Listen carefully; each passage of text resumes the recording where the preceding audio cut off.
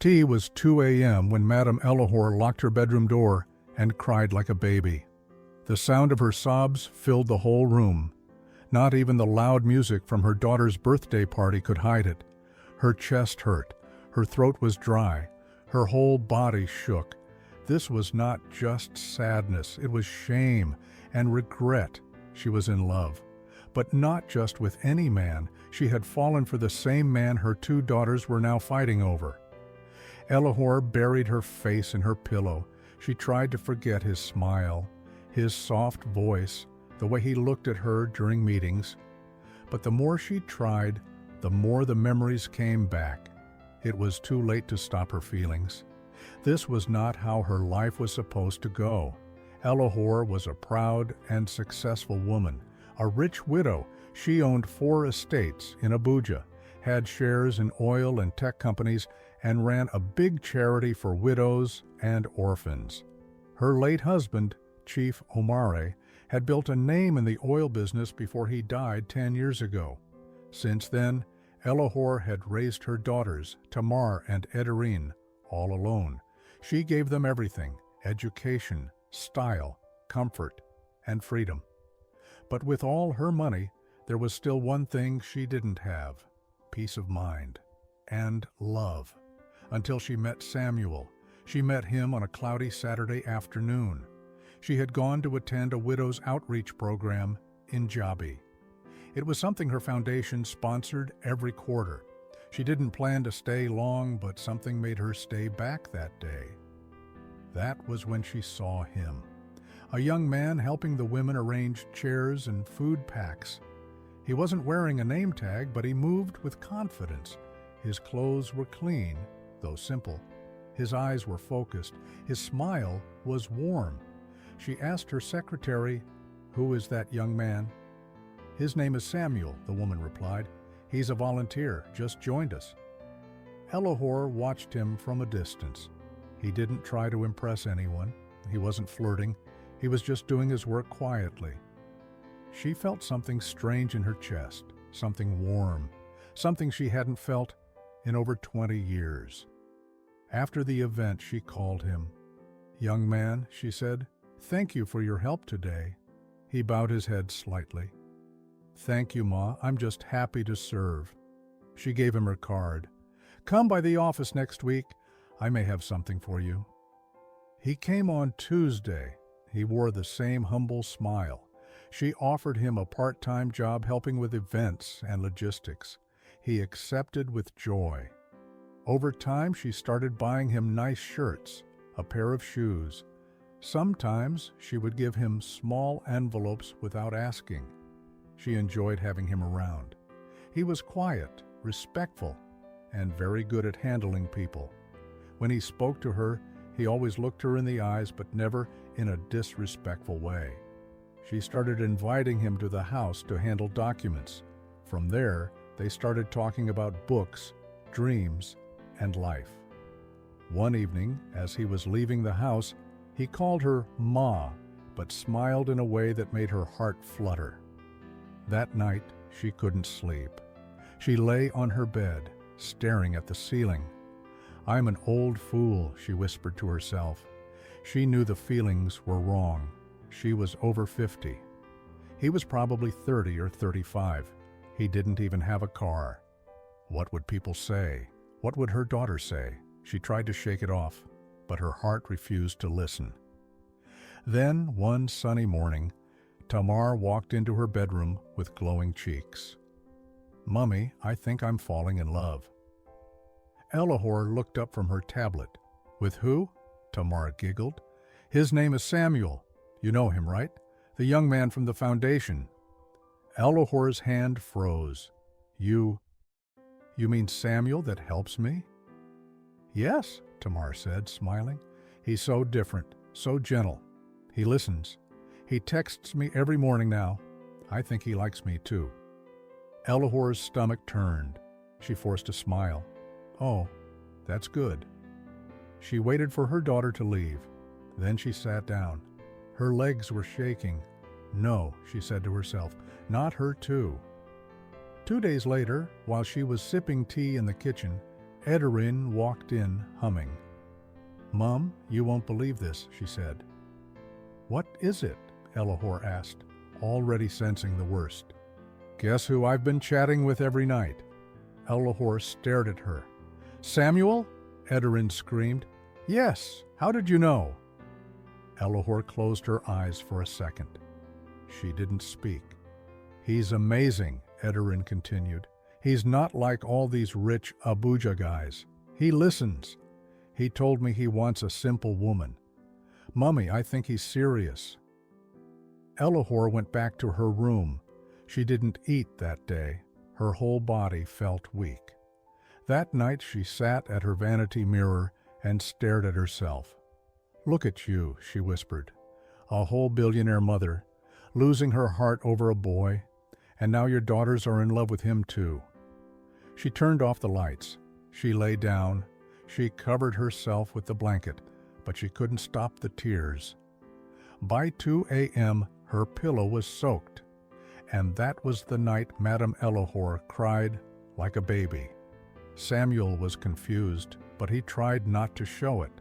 He had come to the foundation to serve, that was all.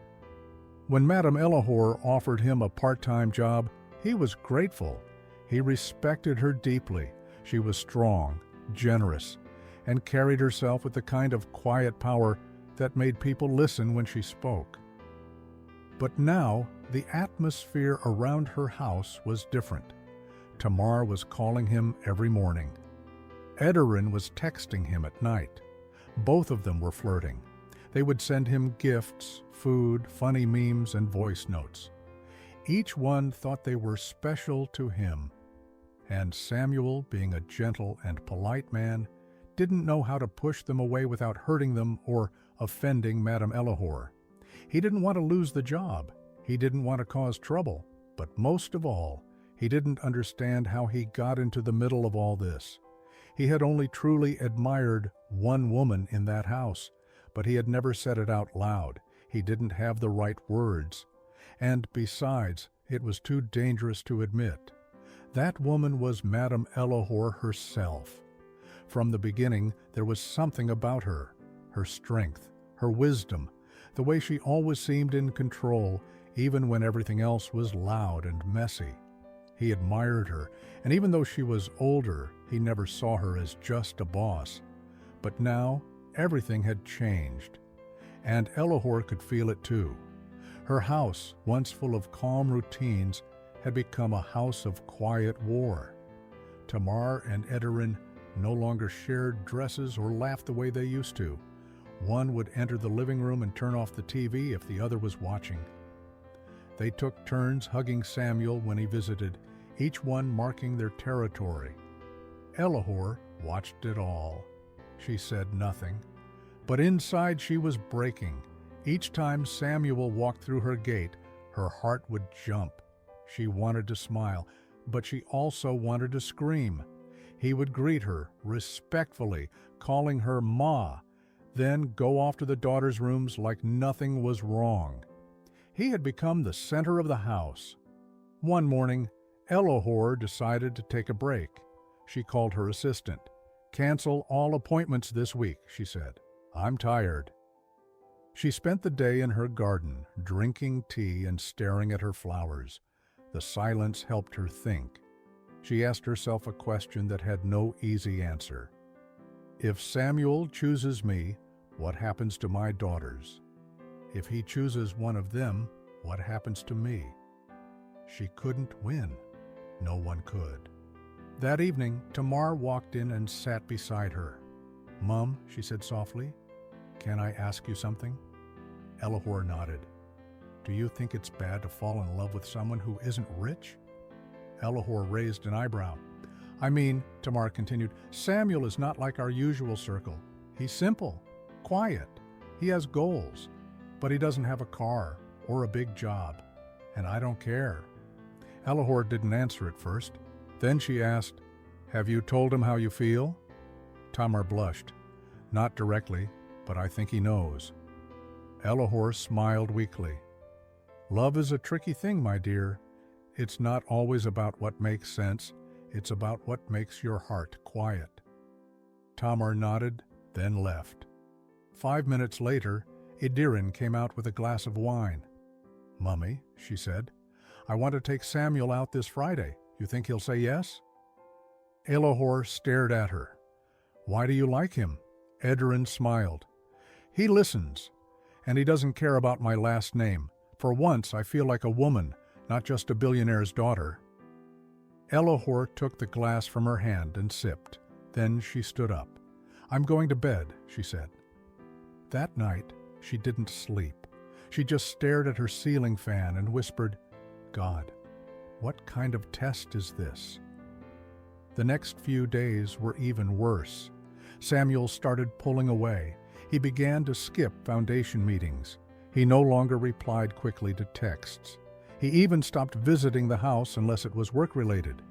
Tamar was angry. Edirin was confused. They both asked him separately if something was wrong, but he only smiled and said, "I've just been busy." Elohor noticed the change. One morning, she called him into her private study. "Samuel," she said, "are you okay?" He looked tired. "Yes, Ma." "You don't look okay." He sighed. "I don't want to lie to you. I feel like I've been thrown into something I didn't ask for." Elohor sat up. "I came here to work, and I respect you deeply, but I never wanted to be the reason your daughters stopped loving each other." She looked at him. Her heart pounded. "And you, Ma?" He paused. "I don't know how to say it. But if things were different, I would have—" "Don't say it," she said, standing. "Don't say anything. Just do your job, that's all." Samuel bowed his head. "Yes, Ma." But both of them knew something had already been said, even in silence. That weekend, the family had a dinner. Elohor tried to avoid it, but the girls insisted. "Mom, you'll love it. We invited someone special," Tamar said with a wink. When Elohor walked into the dining room, she saw Samuel standing near the wine cabinet, holding a bottle. He looked shocked to see her, too. Edirin and Tamar stood beside him, both smiling. "Mummy," Edirin said, "we want to talk to you." "What is it?" "We both like Samuel," Tamar said boldly, "but we've agreed we won't fight." "Yes," Edirin added, "we decided whoever he chooses, we'll support him." Samuel stood frozen. He looked at the girls, then at Elohor. Elohor's legs felt weak. Her heart raced. She couldn't believe this moment was real. She placed a hand on the back of the chair to steady herself. "I need a moment," she said quietly, and walked away. She locked her room. She didn't cry this time. She just sat down and whispered, "Now it's real." The dining room was silent after Elohor walked out. Samuel stood with the wine bottle still in his hand, unsure of what to do. Tamar and Edirin stared at him, waiting for a reaction. But his mouth was dry. His thoughts were running in every direction. He hadn't planned to come. In fact, he had tried to avoid the dinner altogether. But Tamar had called so many times, sounding excited, and he didn't want to seem rude. What he didn't expect was for Madam Elohor to be there, or for the girls to drop their love surprise like a bomb at the table. He sat down slowly. Tamar pulled out the chair next to him. "Don't worry," she said. "We already agreed there'll be no drama." "None at all," Edirin added. "We're not those kinds of sisters. We've loved each other since we were kids. We won't let a man come between us." Samuel rubbed his forehead. "You both really planned this?" "Yes," Tamar said. "We told each other 2 days ago," Edirin nodded. "And guess what? We both fell for you without knowing the other had feelings too. Isn't that funny?" Samuel did not laugh. He leaned back in his chair and looked around the room. The expensive furniture, the art pieces on the wall, the chandelier overhead. It was all beautiful, but at that moment, it felt like a trap. He was the poor outsider in a house full of luxury and love triangles. He stood up. "I think I should go." "No," Tamar said quickly. "Don't, please." "We're not asking you to choose tonight," Edirin added. "Just think about it." That's all?" Samuel didn't respond. He simply walked out of the room, grabbed his jacket from the hallway, and left the house without saying another word. Upstairs, Elohor sat on the edge of her bed. She hadn't cried, but she hadn't moved either. For over 20 minutes, she just sat there, staring at the floor. She felt like her chest was being squeezed. She had raised those girls. She had taught them to be bold. She had given them confidence. And now they were using that boldness to fight for the same man she secretly loved. She whispered to herself, "This is madness." She thought back to the years of struggle, how she held the family together after her husband died, how she took loans, bought land, built her name brick by brick, and now her heart was on the line for a man who didn't belong to her world. Then came the knock, a soft one. "Mummy?" It was Edirin. Elohor didn't answer. Another knock. "Mum, please open the door." Elohor stood slowly and opened it halfway. She didn't want them to see her face. "What is it?" "We didn't mean to upset you," Edirin said gently. "We just wanted to be honest. We both really like Samuel." Elohor stared at her. "And you think it's normal for sisters to chase the same man?" Edirin's eyes lowered. "No, it's not normal. But it's also not our fault. He didn't push us away. He treated both of us like we mattered." Elohor opened the door wider. "Go and sleep, Edirin." "Mum, go," she repeated. Edirin walked away slowly. Elohor locked the door again. She wanted to scream, to throw something. But what good would that do? That night, Samuel couldn't sleep either. He sat in his small rented room, staring at the fan as it made slow turns on the ceiling. He thought of Madam Elohor's face, the way she looked at him sometimes, the moments they shared alone in her study, her laughter, her silence. He also thought of the daughters. They were beautiful, they were kind in their own ways, but his heart didn't jump for them the way it did for Elohor. He admired her strength, her grace, her scars. He reached for his phone but dropped it. No messages, no calls, no peace. The next day, he didn't go to the foundation. He needed to breathe. He needed space. 3 days passed. Elohor acted like everything was normal. She held meetings, took calls, checked the accounts. But inside, she felt empty. Then, on the 4th day, Samuel returned. He knocked gently on the foundation office door. Her assistant opened it. "She's busy," the woman said. "I'll wait," he replied. After 20 minutes, he was allowed in. Elohor looked up from her desk. "Good afternoon, Ma," he said. She nodded, but said nothing. "I came to say thank you," he said, placing a brown envelope on her table. "For everything. But I think it's time I step away from the foundation." She looked at the envelope. "That's your balance?" He nodded. "Yes, Ma. I can't keep working here while your house is going through all that." "You caused it." "I didn't mean to," she sighed. "I didn't choose this situation either," Samuel said. "I was just trying to do my job. But I care too much to watch the family tear itself apart." Elohor looked at him closely. "And what about me?" He hesitated. Then he spoke slowly. "If things were different, if you weren't my boss, and if your daughters hadn't—" She raised her hand. "Stop." He stopped. She looked away. "I know what you're trying to say, but some things are better left unsaid." He nodded. "I understand." He turned to leave. "Samuel," she called. He stopped. "Do you love me?" The room went silent. He didn't move. Then, slowly, he turned back. "I don't know if it's love," he said, "but I know I look forward to seeing you more than anyone else. I think about you more than I should, and I wish life had introduced us differently." Elohor blinked back tears. "Go," she whispered, and he left.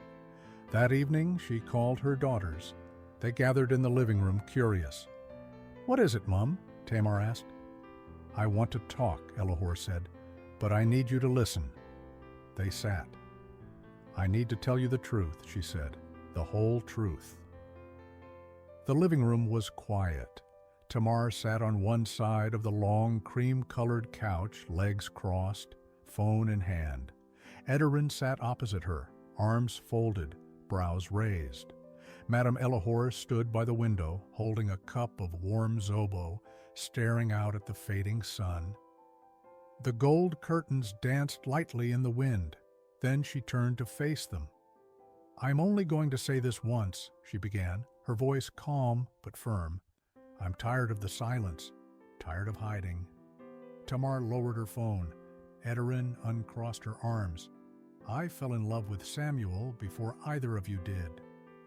The words hit the room like thunder. Tamar's jaw dropped. "Mummy, what?" Edirin blinked. "You... what?" Elohor sat down slowly. Her bones felt heavy, like she had carried this truth for too long. "Yes," she said. "Before any of you noticed him, before he even knew our family well, I noticed him. I admired him. I liked his presence. I liked how he treated people." "Mum," Tamar whispered. "I didn't plan for it," Elohor went on. "I haven't loved anyone since your father died. But Samuel brought something into my life I didn't know I needed, and I kept it to myself. I didn't act on it. I didn't say a word." "But," Edirin started, "why didn't you tell us?" "Because I was ashamed," she said. "I thought you'd laugh at me. I thought you'd say I was too old, that I had no business feeling things like this, so I buried it." Tamar stood up and began to pace. "I don't understand. Why now? Why are you telling us this now?" "Because it's gone too far," Elohor said. "You both are falling over yourselves for a man I can't even look at anymore without pain." Edirin shook her head. "This is too much. This is not normal." "No, it's not," Elohor agreed. "But life isn't always normal. Love isn't always clean and neat." There was silence again. Heavy, deep silence. Tamar sat down again. "Did Samuel know?" Elohor shook her head. "No, but I think he felt it. And maybe he also felt something." Edirin rolled her eyes. "Mum, you want us to stop liking him just because you liked him first?" "No," Elohor said softly. "I want you to see what this is doing to all of us." The room fell into stillness. Then Tamar whispered, "This is like a movie, one of those messy dramas." Edirin stood and walked toward the door. "I need air." "Tamar," Elohor said as she stood, "if you had known I liked him first, would you have stepped back?" Tamar turned to look at her. "I don't know." And she left too. Elohor was alone again. She sat back down, staring at the space they had just left behind. She had done it. The truth was out. And it didn't feel like relief. It felt like a knife to the chest. Upstairs, Edirin sat on her bed, hugging her pillow. "She could have told us earlier," she whispered to herself. "All this time," and she said nothing. She remembered the little signs. How her mom would always light candles when Samuel visited. How she dressed nicely on days he came. She had noticed, but ignored it. She always assumed it was just her mom trying to look presentable. Now it made sense. Too much sense. In her own room, Tamar stared at the mirror. "What kind of family is this?" she said aloud. 3 women, 1 man. This can't be happening." For the first time, she didn't feel like chasing Samuel anymore. Not because of her mother, but because she was confused. Love wasn't supposed to be like this. It wasn't supposed to make everything blurry.